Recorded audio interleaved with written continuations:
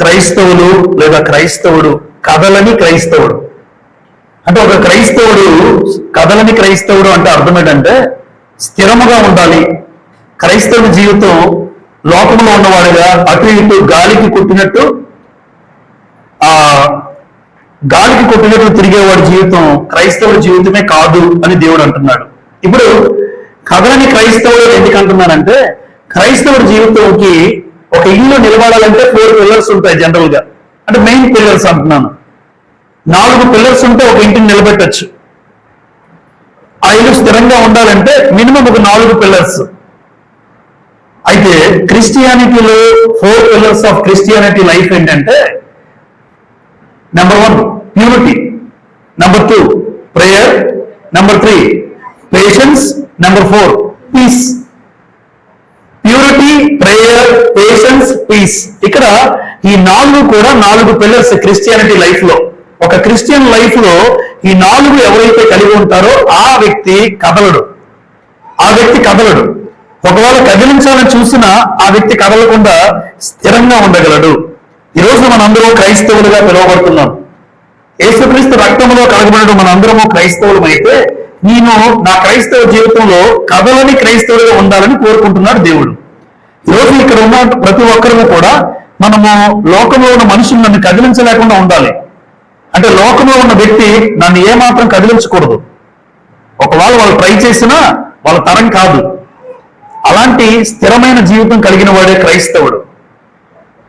దేవునికి దూరంగా చేయాలని ప్రయత్నించిన, ఒక పాపం చేయాలని ప్రేరేపించిన, చూడండి దేవునికి నేను దూరం చేయాలని చాలా ప్రయత్నాలు జరుగుతూ ఉంటాయి. ఒకవేళ మందిరానికి దూరం కావచ్చు, దేవుని మాటలు వినకుండా దూరం కావచ్చు. చాలా మంది పట్టించుకోరండి, అది క్యాజువల్ గా తీసుకుంటారు. కానీ అది అపవాది యొక్క ఆలోచన అని వాక్యం తెలిసిన వాళ్ళకి మాత్రం అర్థమవుతుంది. ఈరోజు ధనం వస్తుంది కదా అని చెప్పి నేను ధనం వస్తుంది కదా అని మందిరానికి దూరం అయ్యాను అనుకోండి, ఆ తుచ్చమైన ధనం నేను దూరం చేసింది మందిరానికి.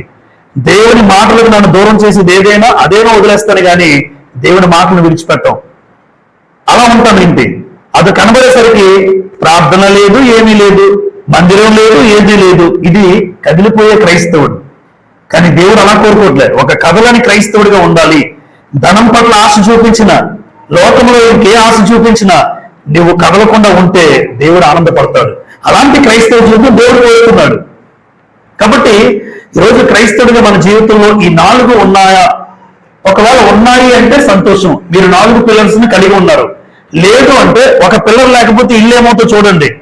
3 పిల్లర్స్ ఉన్నాయి, ఒక పక్కన పిల్లర్ లేదు అనుకోండి, ఎప్పుడు ఉంటుందో ఎప్పుడు పడిపోద్దో. ఇంకొకటి కూడా లేదనుకోండి, 2 పిల్లర్స్ మీద ఏం నిలబడుతుంది? కూలిపోద్ది. ఈరోజు క్రైస్తవ కుటుంబాలు కూలిపోవడానికి కారణం ఏంటి అంటే ఈ 4 పిల్లర్స్ ఒకవేళ ఉన్నాయా లేవా? ఉంటే స్థిరంగా ఉన్నాయా? అప్పుడప్పుడు కొనసాగిస్తూ అప్పుడప్పుడు మానేస్తున్నామా? కొరింథీయులకు రాసిన మొదటి పత్రిక 10వ అధ్యాయం. కొరింథీయులకు రాసిన మొదటి పత్రిక 10వ అధ్యాయం. కొరింథీయులకు రాసిన మొదటి పత్రిక 10వ అధ్యాయం 12 చదువుతాం చూడండి.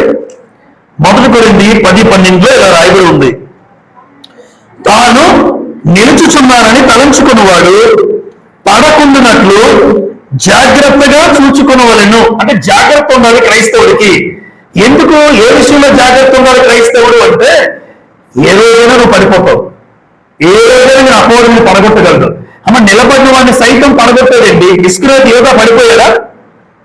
మాట్లాడలేదు, పడిపోయాడండి. ఇస్కరియోతు యోధా మామూలుగా కాదు. యేసు ప్రభుతో 3.5 సంవత్సరాలు తిరిగి అపోస్తలుడిగా పేరు పొందినవాడు, 12 మందిలో ఒకడు. ఏంటి? యేసు ప్రభుతో 3.5 సంవత్సరాలు తిరిగిన వాడే పడిపోయాడా? పడిపోయాడు. దేమ అపోస్తలుడైన పౌలుతో చాలా పరిచయం చేశాడు, చాలా ప్రాంతాలకు వెళ్ళాడు. కానీ దేమ లోకాన్ని ప్రేమించి పడిపోయాడట. ఈరోజు సంఘానికి వచ్చిన వాళ్ళు కూడా చాలా మంది పడిపోయిన వాళ్ళు ఉంటారు. ఈరోజు స్థిరంగా ఉండరు, స్థిరత్వం అనేది ఉండదు. ఆ స్థిరత్వం లేవాడంటే పడిపోయాడు ఆల్రెడీ. ఈరోజు క్రైస్తవుడి జీవితంలో స్థిరమైన క్రైస్తవ జీవితం కలిగి ఉండాలని దేవుడు కోరుతున్నాడు. చాలా మందిలో చూడండి ఆ స్థిరత్వం అనేది కనబడదు. కానీ కథలని క్రైస్తవుడిగా ఉండాలని దేవుడు అయితే కోరుతున్నాడండి. కాబట్టి ఇక్కడ నేను బాగానే ఉన్నాను అని అనుకోవడానికి అవకాశం లేదు. తాను నిలుచుచున్నానని తలంచుకున్నవాడు పడకుండానట్లు జాగ్రత్తగా చూసుకో. నువ్వు బాగానే ఉన్నావా? నేను ఉన్నానా? పడిపోయానా? పడిపోయాను అంటే ఒకసారి ఈ 4 పిల్లర్స్ ఒకవేళ నా జీవితంలో కలిగి ఉన్నానా లేదా అన్న ఆలోచన కలిగి ఉందాం. Number 1, P for purity. Purity అంటే అర్థం ఏంటంటే తెలుగులో పరిశుద్ధత కలిగి ఉండు. అంటే క్రైస్తవ జీవితంలో 4 పిల్లర్స్, ఒక ఇంటికి పిల్లర్స్ ఎలాగో క్రైస్తవ జీవితానికి 4 పిల్లర్స్ లో మొట్టమొదటి పిల్లర్ పరిశుద్ధత. ఈ పరిశుద్ధత అనే పిల్లర్ నువ్వు కలిగి ఉన్నావా లేదా అన్నది ప్రాముఖ్యమైనది. ఎందుకు అంటే దేవుడు పరిశుద్ధుడు. అసలు ఆయన్ని బట్టి మనకి ఏం పేరు వచ్చింది? మనం ఎలా పిలుస్తారు క్రైస్తవులు? మరొక పేరు పరిశుద్ధులు, విశ్వాసులు, దేవుని నమ్ముకున్న వారు, దేవుని పిల్లలు, రకరకాలుగా అసలు పేర్లోనే ఉందండి పరిశుద్ధత. అంటే ఈ రోజు మనం పిలిచిపోయే పేరేంటి? పరిశుద్ధులు. కొరింథీయులకు రాసిన మొదటి పత్రిక, ఒక్కసారి అక్కడే ఉన్నాం కనుక 1 కొరింథీ 1:2 చూడండి. 1 కొరింథీ 1:2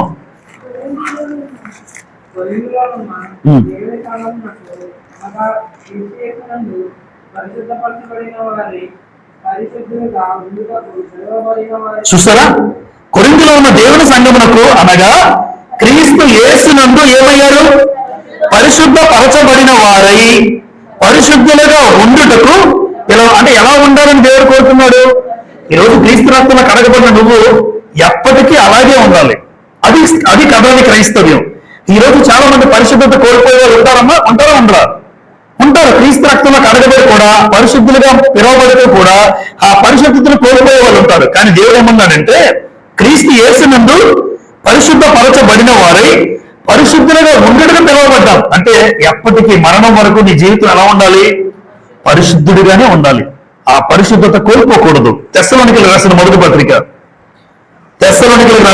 పత్రిక 4వ అధ్యాయం చూడండి. 1 తెస్సలోనికీయులకు రాసిన పత్రిక 4వ అధ్యాయం 7వ వచనం. పరిశుద్ధులొకటకే దేవుడు మనల్ని పిలిచిన గాని అపవిత్రులుగా ఉండటకు పిలవలేదు. ఈ రోజు మందిరానికి వచ్చిన చాలా మంది అపవిత్రులుగా మారిపోతున్నారు, అపవిత్రమైన కార్యాలు చేస్తున్నారు, అపవిత్రమైన పనులు చేస్తున్నారంటే ఆ వ్యక్తి పరిశుద్ధుడైన సంగతి మర్చిపోయాడు. ఆ వ్యక్తికి ఉన్న పిల్లల్ని కోల్పోయాడు. ఎప్పుడు పడిపోతాడో, ఎప్పుడు ఆ బిల్డింగ్ కూలిపోద్దో మనకు తెలియదు. అంటే ఆ వ్యక్తి జీవితం ఎప్పుడు కూలిపోద్దో తెలియదు. కానీ ప్యూరిటీ అన్నాడంటే క్రైస్తవుడు పరిశుద్ధులుగా ఉండడానికి పిలువబడ్డాం. ఆ పరిశుద్ధత నీ మరణం వరకు కూడా కొనసాగించాలి. కష్టమా? కష్టమే, కానీ అసాధ్యమైతే కాదు. నేను పరిశుద్ధులుగా ఉండాలి, పాపము లేని జీవితం కలిగి ఉండాలి, పాపము అసహించుకునే స్థాయికి నేను ఎదగాలి. అది పరిశుద్ధత కలిగిన జీవితం. ఎందుకు అంటే క్రీస్తునందు కడగబడ్డావు. ఎలా కడగబడ్డావు అంటే క్రీస్తు ప్రభు యొక్క రక్తంతో కడగబడ్డావు. ఆ రక్తానికి విలువ ఉందని మీరు నమ్మితే ఆ రక్తంతో కడగబడిన నేను ఒక పరిశుద్ధ ముందు ఒకప్పుడు నేను కుక్క లాంటి జీవితం నాది. ఎందుకు అంటే కక్కి మరలా అదే పని చేసేవాడిని. కుక్క కక్కుతుంది, మరలా ఆ కక్కిందే తింటది. పాపం చేస్తూ మళ్ళా మాని మళ్ళా పాపం చేస్తూ మళ్ళా పాపంలో ఉంటూ, అంటే అలాంటి కుక్క లాంటి నా జీవితాన్ని దేవుడు యేసు ప్రభు రక్తంలో కడిగాడు. కుక్కలాంటి నా బ్రతుకుని ఆయన రక్తంలో కడగబడ్డానంటే ఇంకా కుక్కలాంటి బ్రతుకుగా జీవించడానికి ఇష్టపడకూడదండి. క్రీస్తు రక్తంలో కడగబడిన ఈ కుక్క ఎప్పుడు పరిశుద్ధపరచబడే బ్రతకాలి. ఆ పరిశుద్ధత కోల్పోయి బ్రతకూడదు. ఎందుకు అంటే ఆ రక్తానికి అంత విలువ ఉందని నమ్మాలి. ఆ రక్తానికి అంత శ్రేష్టమైన విలువ ఉంది, అమూల్యమైన రక్తం అది. కాబట్టి నన్ను పరిశుద్ధపరచబడి నీతిమంతులుగా ఆయన తీర్చాడు. చూడండి, కొరింథీయులకు రాసిన మొదటి పత్రిక వెళ్దాం. కొరింథీయులకు రాసిన మొదటి పత్రిక 6వ అధ్యాయం చూడండి. 1 కొరింథీ 6వ అధ్యాయం 11వ వచనం చదువుతాను. 1 కొరింథీ 6:11. మీలో కొందరు అట్టివారై ఉంటిరి గాని ప్రభు అయిన యేసుక్రీస్తు నామమునను మన దేవుని ఆత్మయందును మీరు ఏమన్నాడు? కడుగబడి పరిశుద్ధపరచబడిన వారై నీతిమంతులుగా తీర్చబడితిరి. ఏమయ్యాము? క్రీస్తు రక్తంలో కడగబడిన ప్రతి ఒక్కరూ కూడా పరిశుద్ధపరచబడ్డారు. అలా పరిశుద్ధపరచబడి ఎలా మార్చబడ్డాం? నీతిమంతులుగా తీర్చబడ్డాము. నేను నీతిమంతులుగా తీర్చబడ్డాను. అయితే గుర్తుపెట్టుకోవాల్సిన విషయం ఏంటంటే నీతిమంతులు కదిలించబడ్డు. క్రీస్తు రక్తంలో కడగబడిన వారు చాలా మంది కదిలిపోతున్నారు అంటే అర్థం ఏంటంటే వాళ్ళలో పరిశుద్ధత కలిగిన జీవితం లేదు. పరిశుద్ధత కలిగిన జీవితం కలిగిన వాడు ఎప్పుడూ కదిలించబడ్డు. సామెతల గ్రంథం 10వ అధ్యాయం 30వ వచనం. సామెతలు 10:30 చూడండి, నీతిమంతుల గురించి రాయబడుతుంది. రైట్. నీతిమంతుడు ఎన్నడును కదిలిపోతాడా అంటే నీతిమంతుడు ఎన్నడును కదిలింపబడడు అని కన్ఫర్మ్ చేశాడు. నీతిగా బ్రతికేవాడు ఎప్పుడు కదిలించలేరు. మీరు ధనం చూపించినా కదలడు, ఒకవేళ మీరు ఏదైనా సహాయం చేసినా కదలడు. నీతిని తప్పి బ్రతకడానికి ఆ వ్యక్తి ఇష్టపడ్డు.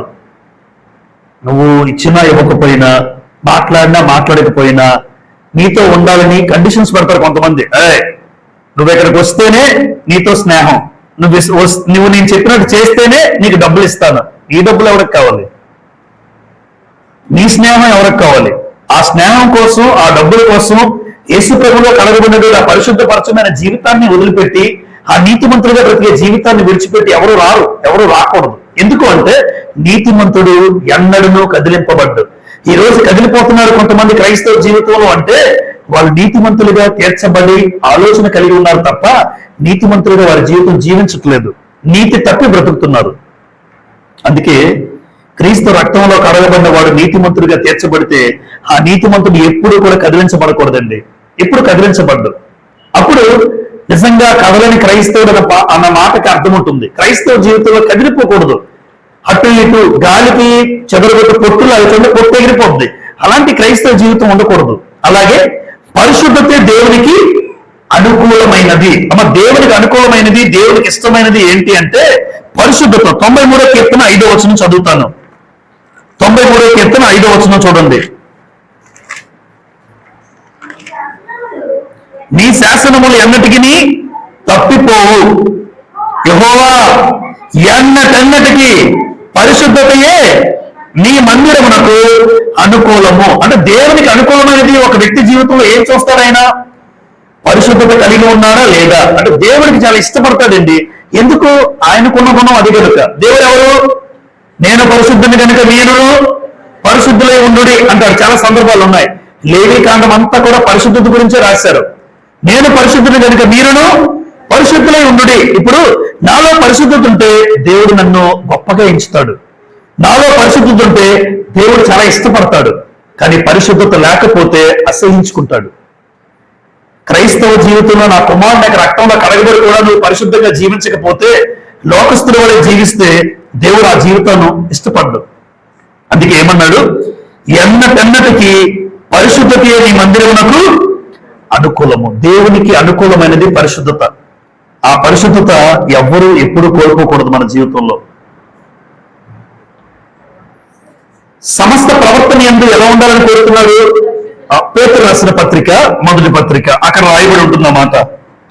పేతురు రాసిన 1వ పత్రిక, పేతురు రాసిన 1వ పత్రిక 1వ అధ్యాయం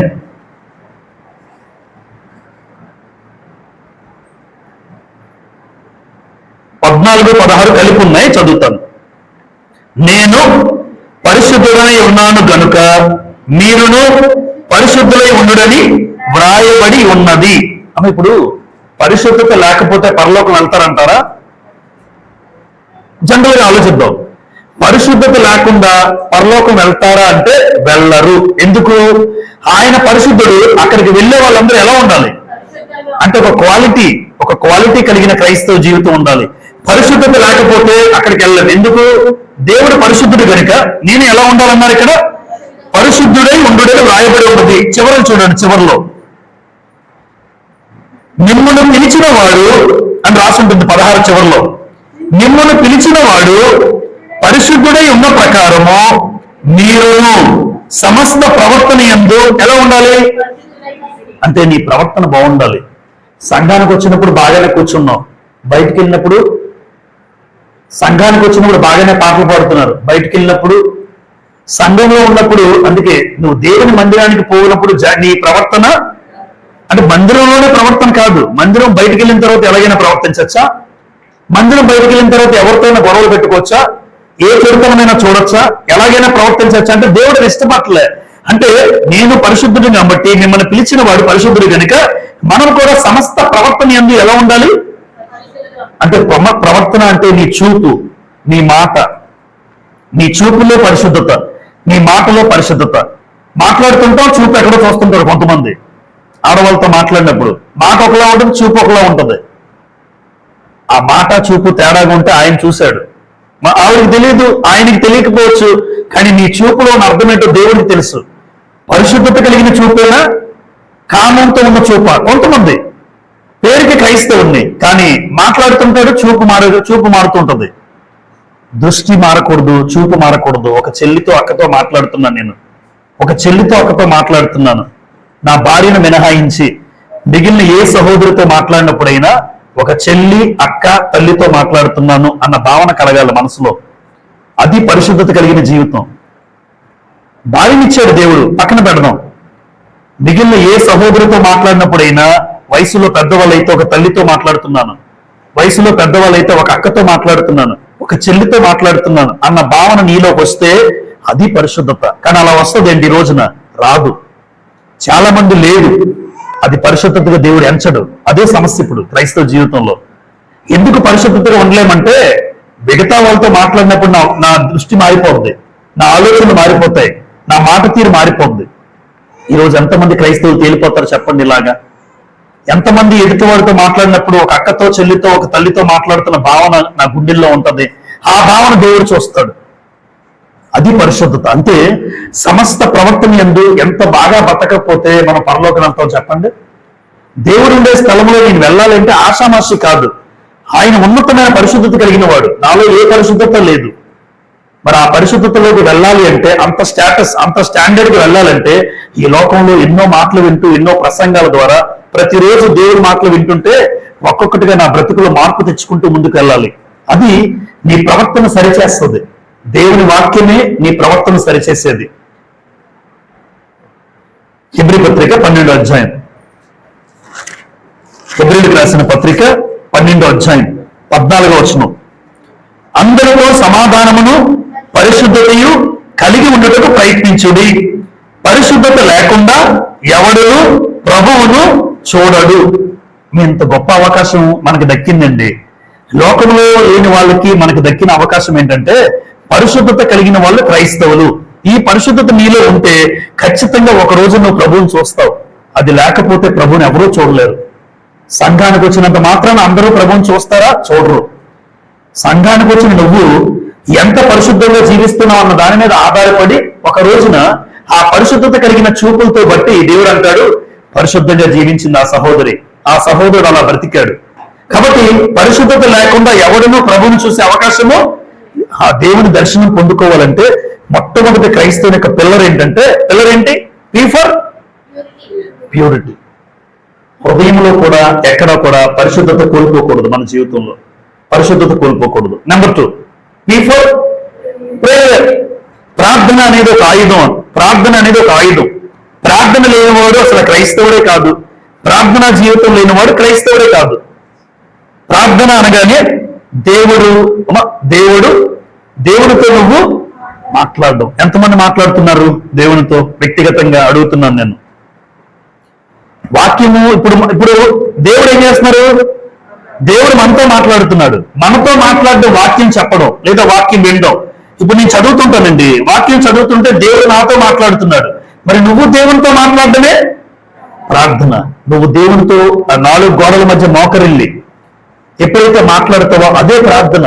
ఇప్పుడు ప్రార్థనా జీవితం అనేది ఒక అద్భుతమైనటువంటి పిల్లర్. ఇది ఈ పిల్లర్ పడిపోతే క్రైస్తవ జీవితమే మొత్తం పడిపోతాడు.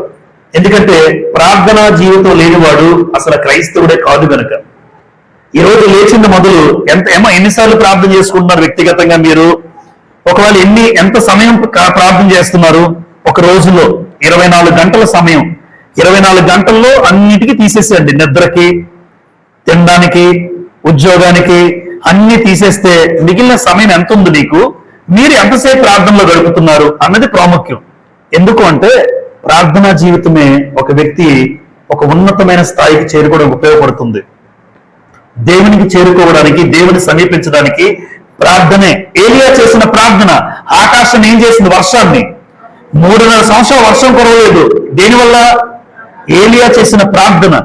సూర్యుడు చంద్రుడు ఒకరోజు ఆపేశాడు యెహోషువ చేసిన ప్రార్థన. అంటే ప్రార్థన వల్ల సూర్యచంద్రులు ఆగిపోయారా? చరిత్రలో ఆగిపోయారు.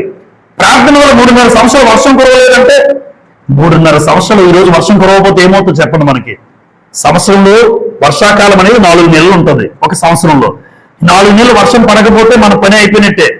అలాగే 3.5 సంవత్సరాలు వర్షం కురవకుండా ప్రార్థన చేశాడు ఒక భక్తుడు. అంటే ప్రార్థనకు అంత శక్తి ఉందని చెప్తున్నాను. ప్రార్థనకు ఉన్న శక్తి మనకు తెలియదు. కానీ క్రైస్తవ జీవితంలో ఈ రోజు ఎందుకు నేను శక్తి పొందుకోలేకపోతున్నాను అంటే, ఎందుకు ఎప్పుడు నీరసం, ఎప్పుడు బలహీనత. కొంతమంది అంటారు ఎప్పుడుదా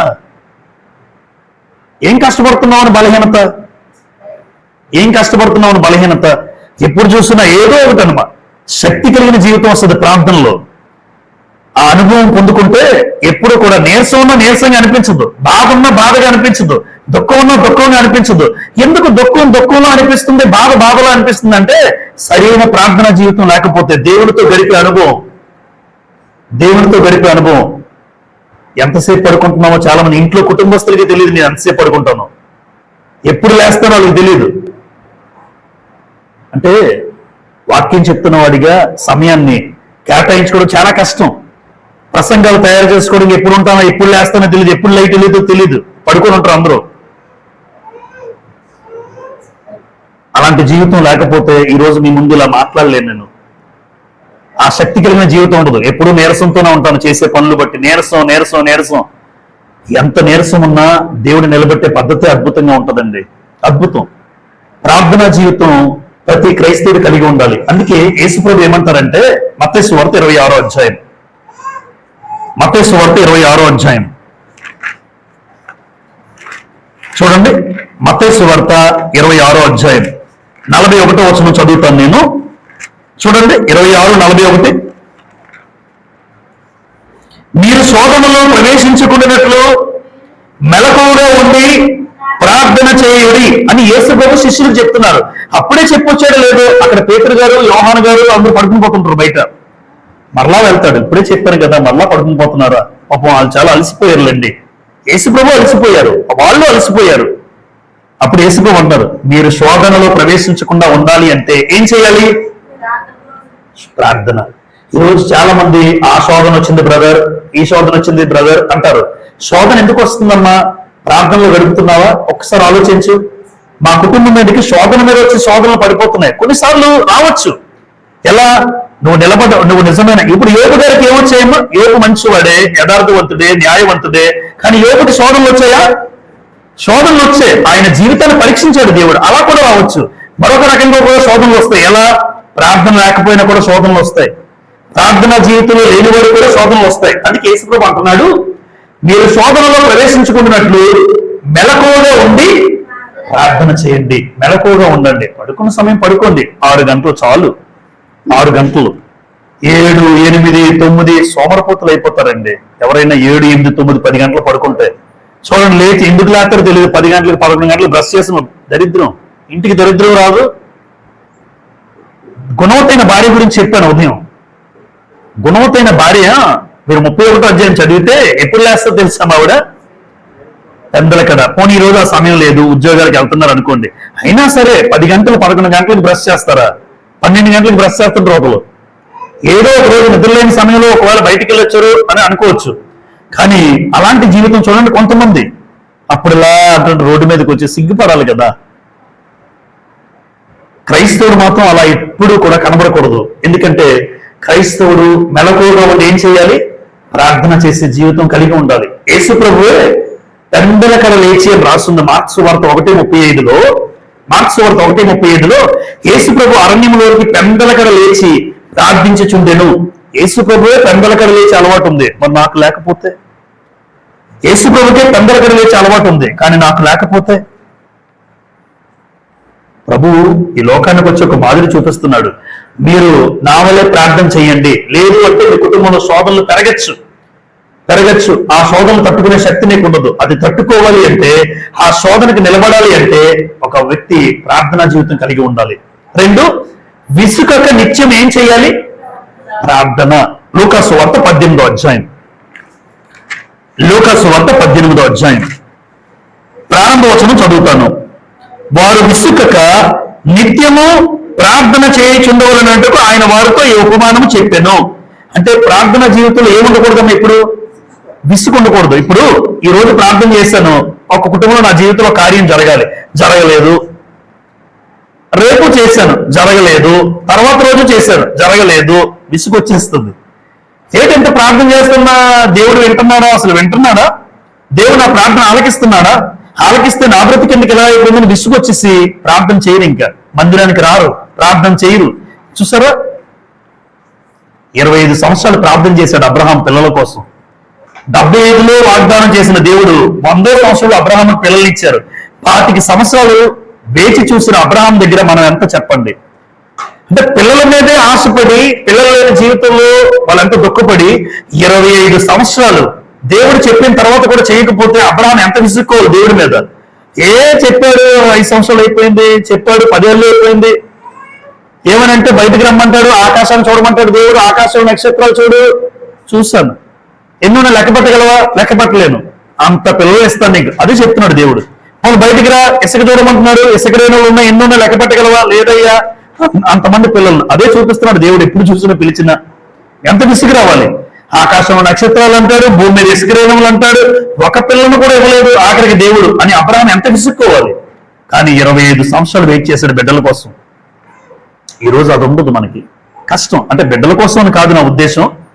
ఈ రోజు మనిషి క్రైస్తవ జీవితంలో ఈ రోజు ప్రార్థన చేస్తే రేపు జరగాలి, లేదా ఒక 4 రోజుల్లో, లేదా ఒక 10 రోజుల్లో జరిగిపోవాలి. లేదు అంటే మనుషులు విసిగెక్కిపోతున్నారండి. కానీ దేవుడు అన్నాడు, చెప్పాను నేను చాలాసార్లు, ఒకే సందర్భం మీద విసుక్కోకుండా మీరు ప్రార్థన చేయండి, విసుకక్క.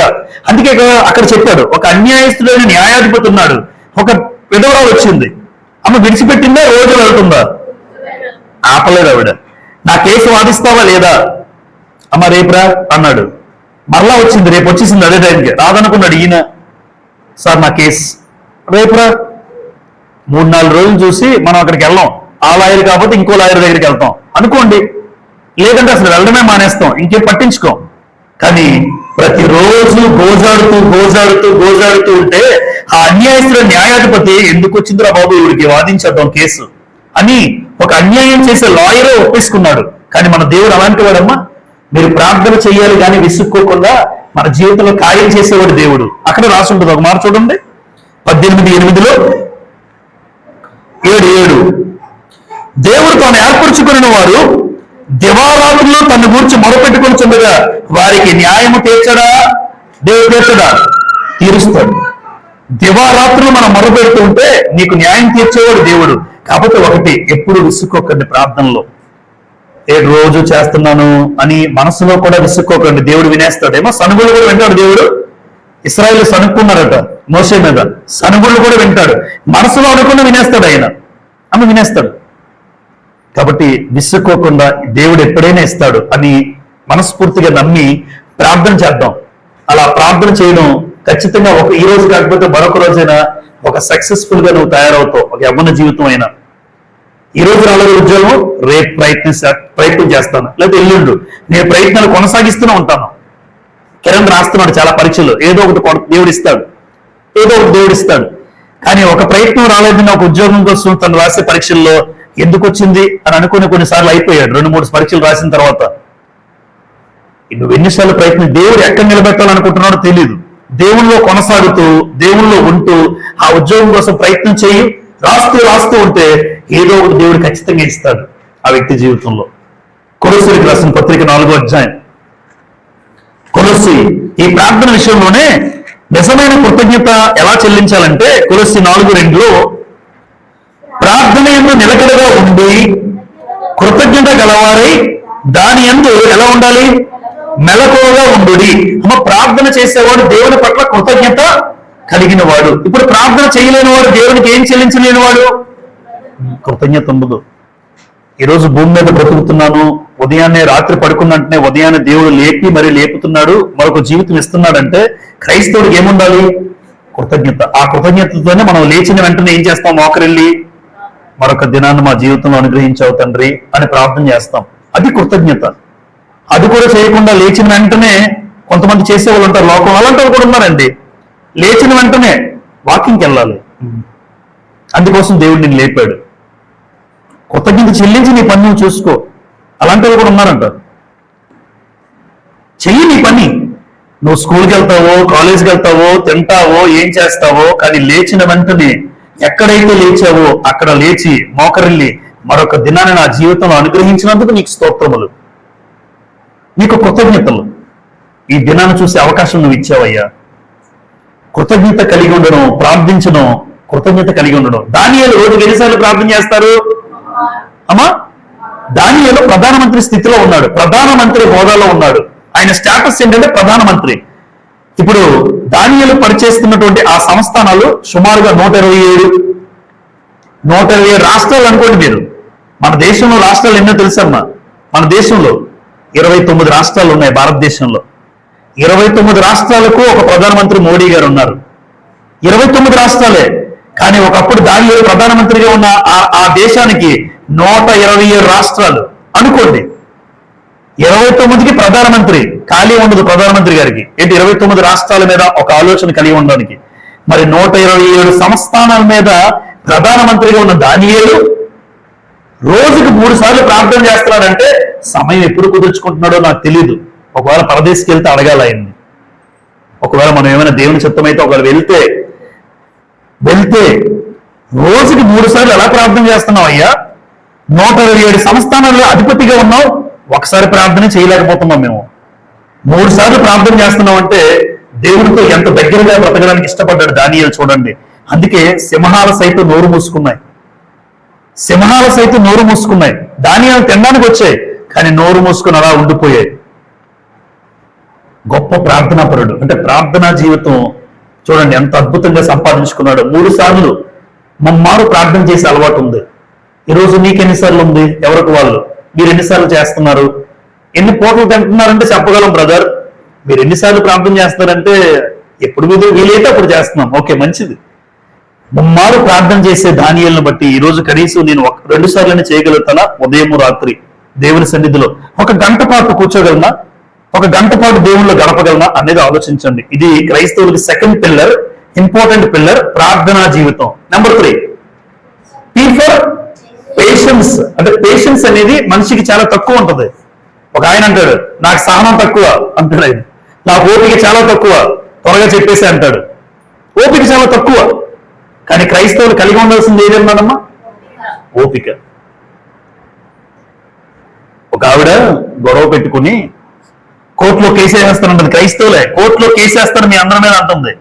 మరలా అంటారు అదే ఆవిడ ఓపిక కలిగి ఉండాలండి, సహనం కలిగి ఉండాలండి. మళ్ళీ ఆవిడే అంటుంది. 2 మాటలు చూడండి. క్రైస్తవురాలు నాకు తెలుసు. చిన్నది వచ్చిందనుకో వాళ్ళు అరెస్ట్ చేద్దాం అండి, పోలీస్ స్టేషన్ పంపించేద్దాం. నువ్వు మాట్లాడుతున్న తీరు. మళ్ళీ క్రైస్తవులు మళ్ళీ అదే సమయంలో వాక్యం విన్న తర్వాత వెంటనే మనం చాలా సహనం కలిగి ఉండాలండి బ్రదర్ అని నాతో చెప్తుంటుంది. మీరు ఆలోచించండి. ఓపిక అనేది ఇది గొప్ప గుణం అమ్మ.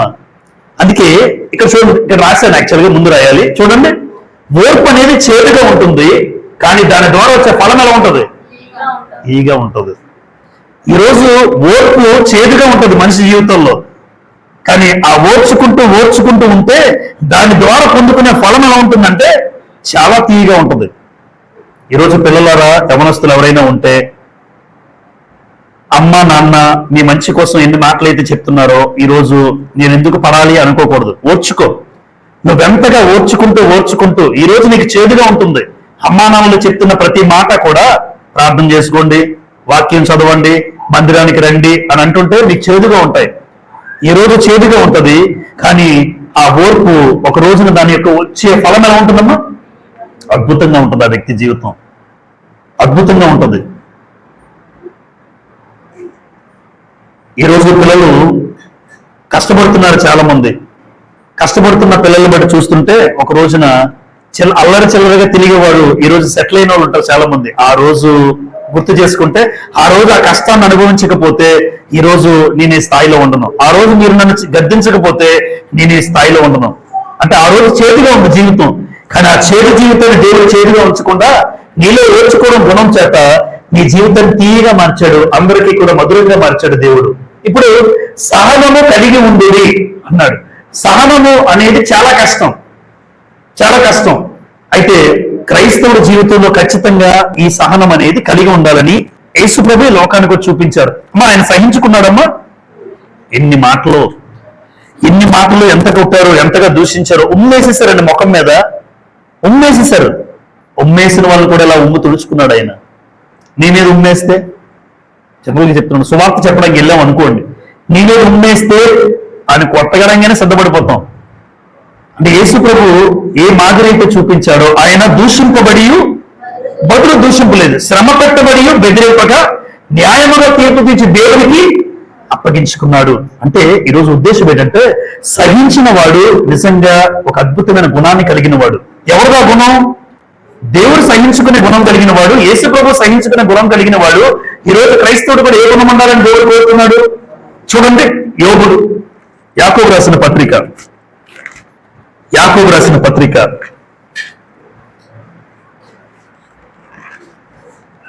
12:1-12. శోధన సహించువాడు ధన్యుడు, అతడు శోధనకు నిలిచిన వాడై ప్రభువు తను ప్రేమించే వారికి వాగ్దానం చేసిన జీవ కిరీటమును, అంటే సహించేవాడు ఎవరు? ధన్యుడు. 5వ అధ్యాయం యాకోబు 5:11. సహించిన వారిని ధన్యులు అనుకుంటున్నాము కదా, మీరు యోబు యొక్క సహనమును గురించి వింటిని, ఆయన ఎంతో జాలియో కనికరము గలవాడని మీరు తెలుసుకుని ఉన్నారు. అమ్మా, సహించిన వారు ఎవరన్నాడు? ధన్యులు. సహించిన వారు ధన్యులు. ఎవరి గురించి జ్ఞాపకం చేస్తారు యాకోబు? యోబు యొక్క సహనం. మరి యాకోబుకి యోబుకి ఏమైనా సంబంధం ఉందా? యోబు పితరుల కాలం నాటి వాడు. యాకోబు యేసుప్రభు యొక్క సహోదరుడు. ఈయన యాకోబు పత్రిక రాసిన వాళ్ళు ఎవరు అంటే, యేసుప్రభు మరియకు పుట్టినవాడు, యేసుప్రభు తర్వాత పుట్టిన వాళ్ళు, అంటే యేసుప్రభుకు తమ్ముడు అవుతాడు. ఇప్పుడు యేసుప్రభు పుట్టిన తర్వాత పుట్టినటువంటి యాకోబు యోబు గురించి ఏమంటాడంటే, యోబు యొక్క సహనమును జ్ఞాపకం చేస్తున్నాడు. యోబు ఎంత సహనం కలిగిన వాడు? కళ్ళ ముందే పిల్లలు చనిపోయారు, కళ్ళ ముందే ఆరోగ్యం పాడైపోయింది, ఆస్తి పోయింది, అయినా సరే ఏమాత్రం కూడా బెదరిపోకుండా యెహోవా ఇచ్చెను, యెహోవా. అంత శాంతంగా మాట్లాడగలం మనం. నా కొడుకే కావాలా, నా కొడుకునే తీసుకున్నావా, నా కూతురునే తీసుకున్నావా? ఈరోజు అరుపులు జనరల్ గా బాధ ఉంటుంది, కాదన్ను. అలా అయితే యోబు 10 మంది ఒకేసారి రాలిపోతే ఆయన ఎంత ఏడాలి? నా బ్రతుకును చూసి ఏంటయ్యా ఎలా చేసావని యోబు అనాలి. యెహోవా ఇచ్చెను, యెహోవా. అమ్మ, ఎంత శాంతంగా మాట్లాడుతున్నాడో, ఎంత సహనం చూడండి. యోబుతో అసలు కంపారిజన్ మనం చేయలేమండి ఎవరినైనా. యోబుతో ఎవరిని పోల్చుకోలేం. మన బిడ్డలు ఎవరైనా చనిపోతే నా బిడ్డలే కావాలా, నా బిడ్డలే తీసుకోవాలా అని దేవుడి మీదే మాట్లాడతాం మనం. ఆ సమయానికి అలా అనిపిస్తుంది. మరి ఆయన ఎంత అనాలి? ఆరోగ్యం కోల్పోయాడు, బిడ్డల్ని కోల్పోయాడు, భార్య కూడా దూషిస్తుంది, స్నేహితులు వచ్చి తిట్టి వెళ్ళిపోతున్నారు, అందరూ దూరం అయిపోతే ఆఖరికి సహించుకున్నాడు. అందుకే యోబు బహుమానం పొందుకున్నాడు. చేదు జీవితమే, కానీ ఓర్చుకున్నాడు. ఈరోజు యోబు జీవితంలో చేదుగా ఉండొచ్చు, కానీ ఆ జీవితాన్ని దేవుడు తీయగా మార్చాడు. 2 ఆశీర్వాదం పొందుకున్నాడు యోబు గారు. మత్తయి సువార్త 10వ అధ్యాయం, మత్తయి సువార్త 10వ అధ్యాయం. ఎంతవరకు సహించుకోవాలయ్యా అని మీరు అడిగితే ఇక్కడ ఏం రాయబడి ఉందో చూడండి. మత్తయి 10:22 ఇలా రాయబడి ఉంది,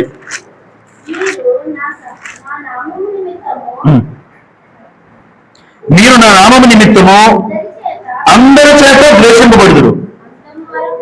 అండర్లైన్ చేయండి. అంతము వరకును సహించిన వాడు ఏమవుతాడు? గ్యారెంటీ అమ్మా. అంటే సహించుకోవడం ఎంతవరకు సహించుకోవాలి? అంతం వరకు అన్నాడు. అంటే ఈ భూమి మీద నీకు ఎంత ఆయుష్కాలం దేవుడు ఇచ్చాడో అంతవరకు నువ్వు సహించుకుంటూనే వెళ్ళాలి. ఆ సహనము కలిగి అంతం వరకు సహించుకున్నాడు ఏమవుతాడు? రక్షింపబడతాడు. లేదు, ఈ సహనం అనే గుణం నీలో లేకపోతే, సహించుకుని ఓర్చుకోకపోతే ఖచ్చితంగా. ఏమో రైతు పంట వేసాడండి, ఆమె వేసినంటే పంట వచ్చాడు చేతికి, ఇలా వేసాడు, రేపు వచ్చి చదువుతున్నట్టు పంట. రైతు ఏమనుకుంటాడు? ఓర్పు కలిగి ఉండాలి, ఓపిక ఉండాలి. ఓపిక అనేది ఖచ్చితంగా రైతు నేర్పిస్తాడు. ఆ తొలకరి వర్షం ఎప్పుడు పడుతుందో, వర్షం పంట పండి చేతికి అందడానికి కొంత సమయం పడుతుంది, కొన్ని నెలల కాలం పడుతుంది. యాకోబు అంటాడు, బాగా చెప్తాడు, చదువుదాం రండి. యాకోబు రాసిన పత్రిక ఆ మాట చూడండి, 5వ అధ్యాయం. యాకోబు రాసిన పత్రిక 5వ అధ్యాయం 7వ వచనం నుంచి చదువుతాను. సహోదరులారా, ప్రభు రాకడ వరకు ఓపిక కలిగి ఉండుడి, చూడుడి. వ్యవసాయకుడు తొలకరి వర్షమును కడవరి వర్షమును సమకూరు వరకు విలువైన భూఫలము నిమిత్తము ఓపికతో కాచుకొనుచు దాని కొరకు కనిపెట్టును కదా. ఎంత ఓపికగా ఉంటాడో రైతు, ఎంత ఓపికగా ఉంటాడో. వేసిన పంట అలా ఎదురు చూస్తూ ఉంటాడు. అద్భుతంగా ఒక రోజున చేతికి పంట వస్తుంది, చాలా ఆనందపడతాడు. ఈరోజు మన జీవితంలో కూడా ఎంతవరకు సహించుకోవాలి బ్రదర్ అని మీరు అడిగితే, భూమి మీద నీకు ఎంత ఆయుష్కాలం ఇచ్చాడో అంతవరకు కూడా సహించుకుంటూనే వెళ్దాం. వాళ్ళు ఒక మాట అంటారు, తిడతారు, దూషిస్తారు. దేవుని కోసం ఎన్ని నిందలైనా పడడానికి ఇష్టపడాలి. చేసేవాళ్ళకి అంటారు, మరొకసారి చెప్తున్నాను, చేసేవాళ్ళకి అంటారు, పనులు చేసేవాళ్ళకి అంటారు. ఎంతగా దేవుని మందిరంలో ఎక్కువ పనులు చేస్తున్నారో అవన్నీ అంటారు. మళ్ళీ టార్గెట్ వాళ్ళే. మందిరానికి వచ్చి పట్టించుకోలేకుండా వెళ్ళిపోయిన వాళ్ళు ఎవరు గుర్తుంటారు? మీరు ఎవరినైనా చూడండి, ఎక్కడైనా చూడండి, పని ఎవరు? కాసే చెట్టుకే రాళ్ళ దెబ్బలు. నిజమే. కాబట్టి ఎప్పుడు కూడా అంటే క్రైస్తవ జీవితంలో నా ప్రారంభంలో బాధపడేవాడిని, కానీ ఎట్లా ఎంత చేసినా విలువ లేదు, మాటలు లేవు అలా అనుకునేవాడిని. ప్రారంభ దినాల్లో 2019, 20, 21 పరిచర్య చేస్తున్నప్పుడు అందరూ ఏమైనా మాట్లాడినారు అనుకోండి, వెంటనే కొంచెం కోపం వచ్చేది, మాట్లాడే బాధ అనిపించింది. కానీ వాక్యంలోకి ఎదుగుతున్న కొలది ఖచ్చితంగా క్రైస్తవ జీవితంలో వాక్యం అర్థమైన తర్వాత సహనం అనేది ఎంత అద్భుతమో. సహించుకున్నవాడు తగ్గిపోయినవాడు కాదు. నువ్వు దేవుని యొక్క యేసు ప్రభుకి ఏ గుణం ఉందో అది నీకు ఉంది అంటే ఇప్పుడు చూడండి స్థాయి. యేసు ప్రభుకి సహించుకునే వాళ్ళు ఎంత స్థాయిలో ఉన్నాడో, యోగు ఎంత స్థాయిలో ఉన్నాడో, నీలో కూడా సహించుకునే స్థాయి ఎంత ఉంటే ఆ భక్తులతో నువ్వు సమానంగా ఉన్నవాడివి. ఎవరికి తెలుస్తుంది అది? చివరిగా పీస్ అంటే సమాధానము కలిగి ఉండు. సమాధానం ఎన్నోసార్లు చెప్పుకున్నాం. క్రైస్తవ జీవితంలో సమాధానం లేకపోతే చూడండి ఏమన్నారు, ఇక్కడ ఒక మాట రాశాను నేను, క్రీస్తునందు సమాధానం లేని జీవితం కాదు. ప్రతి వ్యక్తితో కూడా ఎప్పుడు ఎలా ఉండాలి? మీరు ఒకవేళ పడదు అనకూడదండి. ఎప్పుడు ఆ వ్యక్తి నాకు పడ్డు, ఈ సహోదరితో నాకు మాట్లాడబుద్ధి అయ్యదు, వాళ్ళతో నాకు ఈ సంఘానికి వస్తున్నావు మళ్ళా ఒకళ్ళు పడదు అంటున్నావు అంటే చెప్తున్నాను చాలాసార్లు, ప్రభు వల్ల చేయి వేసిన ఉపయోగం లేదు.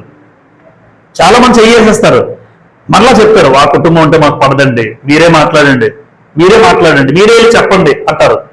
అది కదా మీ పక్కిళ్ళే కదా, మాకు నచ్చదండి వాళ్ళతో మేము మాట్లాడు అంటే సమాధానం లేని జీవితం ఏం కాదు. ఎందుకు చెప్పమంటారా? ఇక్కడ దేవుడు పరలోకం ఉన్నాడు, నువ్వేమో భూమి మీద ఉన్నావు. దేవుడు పరలోకం నుంచి కిందకి రాడు, నువ్వేమో రెక్కలు కట్టుకుని పైకి ఎగరలేవు. మీ ఇద్దరి మధ్య ఒక ఆయన వచ్చాడు. ఆయన ఏం చేశాడు? ఈ భూమి మీదకి వచ్చి నీకు దేవుడికి ఏం చేశాడు? ఈరోజు దేవుడితో నీకు సమాధానం ఏర్పడిందంటే నువ్వేదో గొప్పవాడు కాదు. ఒక ఆయన పరలోకం నుంచి దిగివచ్చి, ఆయన కుమారుడిగా దిగివచ్చి ఆయన కుమారుడిని పంపించి ఆ కుమారుడి ద్వారా నాకు దేవునికి సమాధానం. ఈరోజు దేవునితో ధైర్యంగా మాట్లాడగలుగుతున్నామంటే, ప్రార్థన చేస్తున్నామంటే ఈరోజు క్రీస్తు ప్రభు రాకపోతే ఎవరికి సమాధానం లేదు. మరి క్రీస్తు వచ్చి నీకు సమాధానం ఇస్తే నువ్వేమో తోటి సహోదరుడు నచ్చదంటావు అంటే నువ్వు సమాధానం కలిగి ఉన్నవాడివి, ఎదుటివాడితో కూడా నువ్వు ఎప్పుడు సమాధానం కలిగి ఉండాలి. అందుకే ఇక్కడ ఏమనుంది? అందరితో సమాధానము కలిగి ఉండు. ప్రతి ఒక్కరితో సమాధానం కలిగి ఉండండి. నీతి ఏం చేస్తుందమ్మా? ఇప్పుడు కొంతమందిలో ఎందుకు సమాధానం ఉండదు అంటే యెషయా గ్రంథం 32వ అధ్యాయం చివరిగా రెండు మాటలు యెషయా గ్రంథం 32 చూడండి. యెషయా గ్రంథం 32వ అధ్యాయం 17వ వచనం. చాలమ్మా. నీతి సమాధానమును కలుగజేయును. చూసారా? అంటే ఒక వ్యక్తి సమాధానం పొందాలి అంటే ముందు ఆ వ్యక్తిలో ఏముండాలి? నీతి. ఇప్పుడు ఆ వ్యక్తి నాకు నచ్చదు అన్నావంటే నీవు నీతి లేదనమాట నీలో. అంతే, దేవుడు అలా మాట్లాడతాడు. ఆ వ్యక్తి నాకు పడదండి, నచ్చదా నీకు? ఆ వ్యక్తి అంటేనే పడదు. ఒక అడుగు ముందుకేసి అసలు వాళ్ళు కాస్త చూడడమే నాకు అసహ్యం అంటారు. చూడడమే అసహ్యమా? మళ్ళా సంఘానికి వస్తావు. దేవుడు అంటాడు నువ్వు నీతి తప్పి బ్రతుకుతున్నావు అంటాడు. ఎందుకు? నీతి లేకపోవడం వల్ల ఆ వ్యక్తితో సమాధానంగా ఉండలేని స్థితి నీకు ఏర్పడింది. గమనించండి, నీతి సమాధానమును కలుగు చేస్తుంది. కాబట్టి క్రీస్తునందు మాత్రమే మనకి ఏం కలుగుతుందమ్మా? సమాధానం. చదువుదాం ఈ మాట చదువుదాం. కొలొస్సీలకు రాసిన పత్రిక,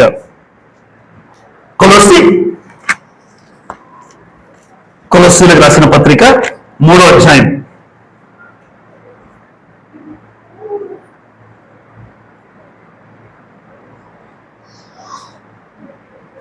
15వ వచనం.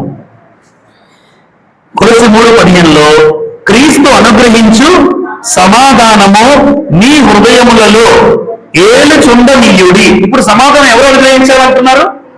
క్రీస్తు ప్రభు మీలో ఉంటే, క్రీస్తు నాలో ఉంటే నేను నా సహోదరుడితో ఎలా ఉంటాను? ఇప్పుడు సమాధానం నాకు లేదని అంటే నాలో ఎవరు లేరు. సింపుల్, అంతే. క్రీస్తు లేకుండా క్రైస్తవుడిని ఏంటి? క్రైస్తవుడు కాకుండా మందిరంలోకి వచ్చి చేసి ఏం చేస్తున్నావు? ఏమీ లేదు, వచ్చి వెళ్ళిపోతున్నావు అంతే. సింపుల్. చూసారా, ఒక వ్యక్తి తేలిపోవడానికి ఎంత ఈజీగా. క్రీస్తు ప్రభు మీలో ఉంటే నువ్వు ఆ వ్యక్తితో మాట్లాడతావు, ఆ వ్యక్తితో సమాధానం. ఆ వ్యక్తి నాకు నచ్చట్లేదు, ఆ వ్యక్తిని నేను చూడను, నేను అసహించుకుంటున్నాను, ఆ వ్యక్తిని నేను ఎప్పుడు ఇష్టపడను అని మీరంటే అసలు నువ్వు క్రైస్తవుడివి కాదు, నీలో క్రీస్తు లేడు. క్రీస్తు లేకపోతే నువ్వు మందిరానికి ఏదో మామూలుగా వచ్చి వెళ్ళిపోతున్నావు అంతే అని దేవుడు అంటాడు. అందుకే క్రీస్తు అనుగ్రహించే సమాధానం మీలో ఏలుచుండనీయుడి. ఎప్పుడు కూడా క్రీస్తు ప్రభు నాలో ఉంటే ఆ వ్యక్తితో నేను సమాధానంగా ఉంటాను, ఈ సహోదరితో సమాధానంగా ఉంటాను. సమాధానం లేదు, ఆ వ్యక్తితో మాట్లాడలేదు అంటే జాగ్రత్త. ఈరోజు అక్క చెల్లెల మధ్య సమాధానం ఉండదు. అక్క చెల్లెల మధ్య చాలా మంది ఉన్నారు. అన్నదమ్ముల మధ్య సమాధానం ఉండదు. మరలా వాళ్ళు క్రైస్తవులు. క్రైస్తవులు అయిన తర్వాతైనా అరే మా అక్కే కదా, మా చెల్లె కదా, మా అన్నయ్యే కదా, మా తమ్ముడే కదా అని ఒకరైనా ముందుకెళ్తే బాగున్నాం. వాళ్ళు రారు, పట్టుకుని కూర్చుంటారు. ఎక్కడికి వెళ్తారో తెలియదు నాకు. ఎక్కడికి వెళ్తారో సమాధానం లేకపోతే అసలు క్రైస్తవులే కాదు. మరలా వాళ్ళు పాటలు పాడుతారు, వాక్యం వింటారు, సంఘాలకు వెళ్తూ ఉంటారు. ఆలోచించండి నిజంగా మనస్ఫూర్తిగా. సమాధానం లేకపోతే అసలు క్రైస్తవ జీవితమే కాదు. ఒకవేళ నువ్వు సమాధానం పడుతున్నా అవతల రావట్లేదు అనుకోండి, నీకు ఇబ్బంది లేదు, దేవుడు చూస్తున్నాడు. నేనైతే మాట్లాడాలని ఇష్టపడుతున్నాను, కానీ వాళ్ళు ఇంకా అంతకంత దూరం వెళ్ళిపోతున్నారు.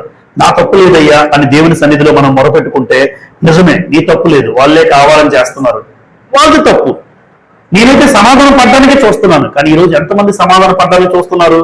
చాలా మంది లేరు. ఎందుకంటే ఈగో, నేను తగ్గించుకుని వెళ్ళడం ఏంటి, నేనెందుకు తగ్గించుకోవాలి అని వాళ్ళు రారు, వీళ్ళు రారు. అందుకే అలాగే ఉంటారు. క్రైస్తవ జీవితంలో వీటిని కలిగి ఉన్నావా ఆలోచించుకున్నాను. ఈ వీటిని number 1 purity, number 2 prayer, number 3 patience, number 4 peace. ఈ 4 పిల్లర్స్, ఈ 4 స్తంభాలు క్రైస్తవ జీవితానికి ప్రాముఖ్యమైనవి. అందుకే సత్యమైతే సమస్త మనుషులతో ఎలా ఉండాలట? సమాధానం. సత్యమైతే నీ చేతనైతే సమాధానంగా ఉండు, లేదు అంటే లోకంలోకి వెళ్ళిపోవడం మంచిది. ఇప్పుడు చూడండి, లోకంలో అన్నదమ్ములు మీ కుటుంబాల్లో ఎలా ఉన్నారో నాకు తెలియదు, కానీ నేను బాగా చూశాను అన్నదమ్ములు. ఎందుకంటే మా నాన్నగారిని చూశాను, వాళ్ళ తమ్ముళ్ళని చూశాను. ఒకరంటే ఒకరు పడదండి, నిజం. లోకంలో పక్కనే ఉంటారు మా అన్నదమ్ములు, నాకు బాగా తెలుసు, అందుకే ధైర్యంగా మాట్లాడుతున్నాను. అబద్ధం అయితే కాదు. పక్కనే ఉంటారు మా అన్నయ్యలు, పెద్దమ్మ కొడుకులు. ఆ పక్కన వాడు, ఈ పక్కన వీడు. వాళ్ళు ఇల్లు ఇచ్చారు, పెద్దనాన్నలు ఇల్లు ఇచ్చారు, ఇల్లు కట్టుకున్నారు, పక్కనే ఉంటారు. కానీ ఆ అన్నతో తమ్ముడు మాట్లాడు. వీళ్ళిద్దరూ బయట ఎక్కడో మాట్లాడుకుంటారు రోడ్డు దగ్గర. చూడండి, అరే నీ మరదలు చూస్తుంది, అక్కడ మాట్లాడుకుందాం అంటాడు ఈ అన్న.